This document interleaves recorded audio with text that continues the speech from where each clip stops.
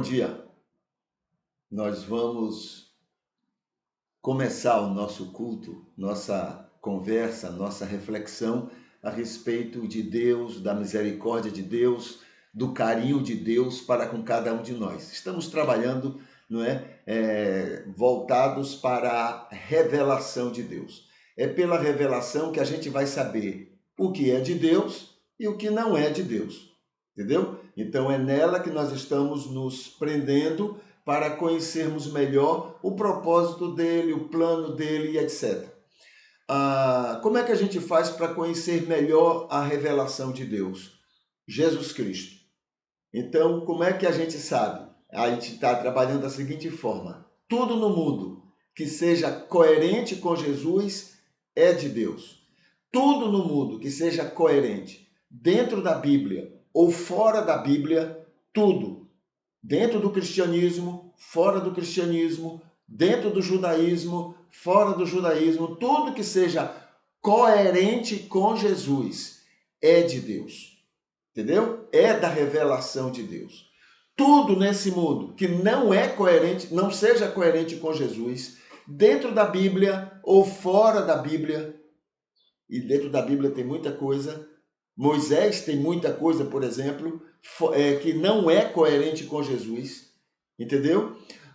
Dentro do cristianismo, fora do cristianismo, dentro do judaísmo, fora do judaísmo, dentro de qualquer religião ou fora de qualquer religião, tudo que é incoerente com Jesus não é da revelação de Deus. Então esse é o critério. É por isso que a Bíblia diz que Jesus é a pedra de esquina. Jesus é a pedra angular, né? Através de Jesus, você sabe exatamente a construção, digamos assim, da revelação de Deus, tá? Usando esta pedra de esquina é que a gente está avaliando, estudando, refletindo sobre os Salmos. Estamos no Salmo 45.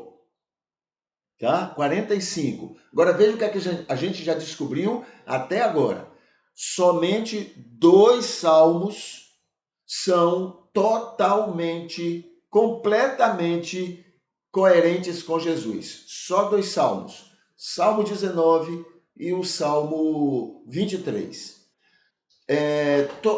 Somente um salmo é totalmente demais, fora não coerente com Jesus. É o Salmo 44, esse último que a gente estudou, não é?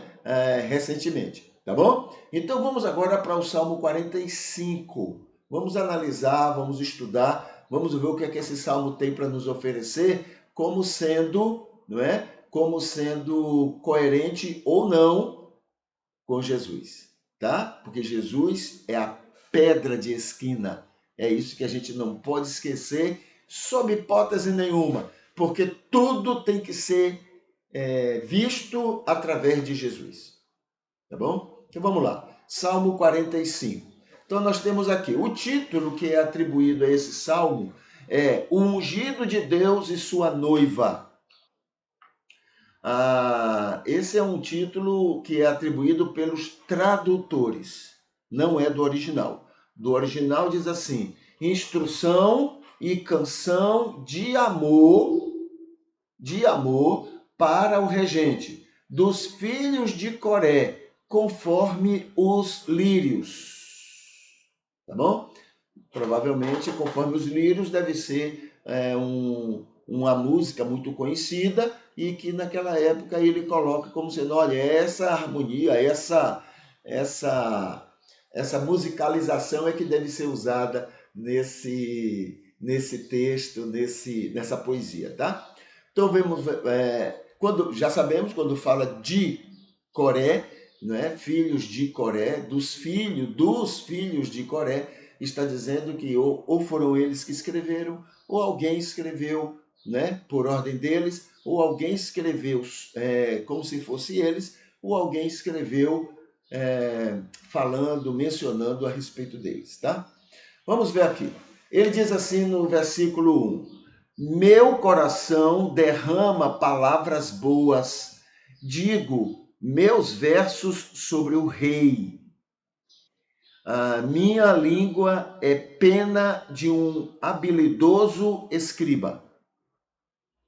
Tu és o mais belo dos filhos dos homens, graça foi derramada em teus lábios, por isso Deus te bendice para sempre. Põe tua espada ao redor de tua coxa, ó valente, com tua glória e tua honra, e em tua glória prosperamente cavalga sobre a palavra da verdade e da justa mansidão, e tua mão direita ensinará coisas temíveis. Tuas flechas são afiadas no coração dos inimigos do rei. Povos cairão debaixo de ti. Deus, teu trono é eterno e dura para sempre. O cetro do teu reino é cetro de equidade. Tu amas a justiça e odeias a maldade. Por isso Deus, o teu Deus te ungiu com azeite de alegria, mais que a teus companheiros. Todas as tuas roupas cheiram a mirra, aloés e cássia. Alegrem-te desde os palácios de marfim. Filhas de reis estão entre tuas damas de honra, e a rainha está à tua direita, ornada com o valioso ouro de Ofir. Muito bem, então esse é o texto que a gente lê até o versículo 9, né, do Salmo 45. Vamos analisar. Coerentes com Jesus, segundo o contexto, não encontramos nada. E vamos analisar por quê, tá? Então vamos ver aqui. Primeira incoerência com Jesus. Versículo 1. Agora, os meus versos serão para o rei. Esse é um texto direcionado ao rei, não é a Deus. Entende? É para o rei, é para elogiar, para glorificar, engrandecer o rei, não é a Deus. Esta palavra inicial do salmista não pode ser esquecida a momento algum durante o salmo. É nisto que este primeiro momento se mostra incoerente com Jesus, e o restante do salmo vai mostrar isso claramente. Não podemos esquecer isso. Mesmo, mas está na Bíblia. Foi colocado na Bíblia. Mas ele não está direcionado a Deus. Está direcionado a elogiar o rei. E o rei aí não é Deus. Não é Deus. Versículo 2. Ó rei, Deus te fez para sempre e te fez belo em muitos sentidos. Atraente em muitos sentidos. O salmista continua mostrando que está falando diretamente ao rei.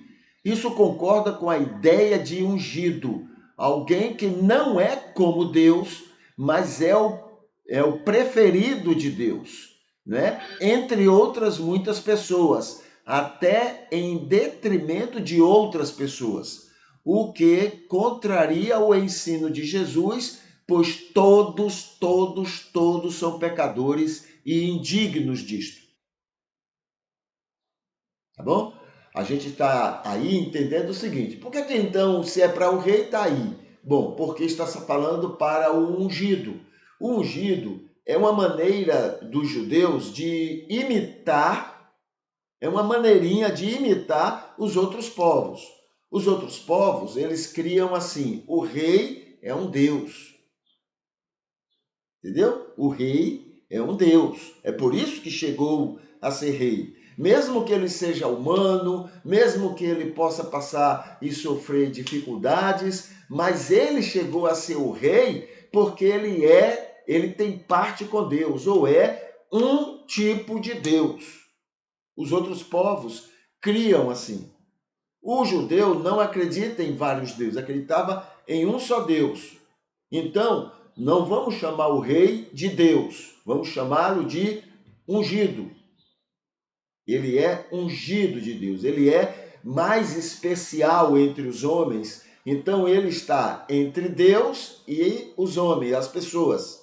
Ele está no meio aqui, ele é mais especial do que os outros. Não chega a ser Deus, mas ele está ali naquela posição especial. É uma maneira judaica de culturalmente imitar os outros povos. Tá bom? Então, versículo 2. Versículo 3, 4 e 5 é a terceira incoerência. Assuma a tua glória e honra dada por Deus e terás uma vida de prosperidade em muitos sentidos, inclusive contra teus inimigos. É a orientação, é a palavra em relação ao rei. É por causa de entendimentos assim, contrários ao Senhor Jesus, que Davi e outros reclamaram a Deus a decepção diante dos inimigos, pois Deus sempre amou a todos, mesmo os considerados inimigos do rei. Deus ama o rei. Deus ama aquele povo, mas Deus ama também todos os povos. Sempre amou. Mesmo que a visão pequena, a pequenada de Moisés e de Davi e de outros, ache que Deus só tinha compromisso e amava só Israel. De maneira nenhuma. Israel, aos olhos de Deus, é o que Jesus disse: vocês são filhos do diabo. Não é que sejam piores do que os outros povos, não. Estão todos condenados e indignos. É isso que ele quer dizer. Entendeu? Muito bem. Então vamos lá. Versículo 6 e 7 é a quarta incoerência com Jesus.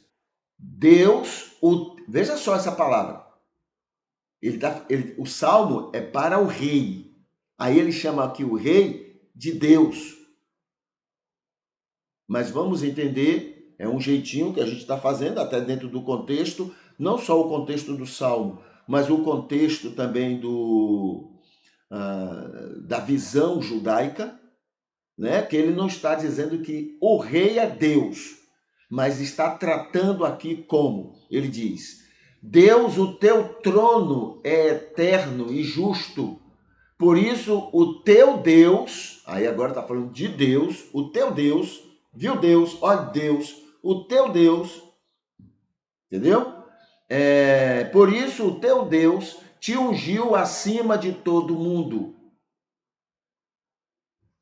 O salmista chega ao ponto de afirmar que o ungido era Deus e que estava sobre a tutela e proteção de Deus, do Deus Todo-Poderoso.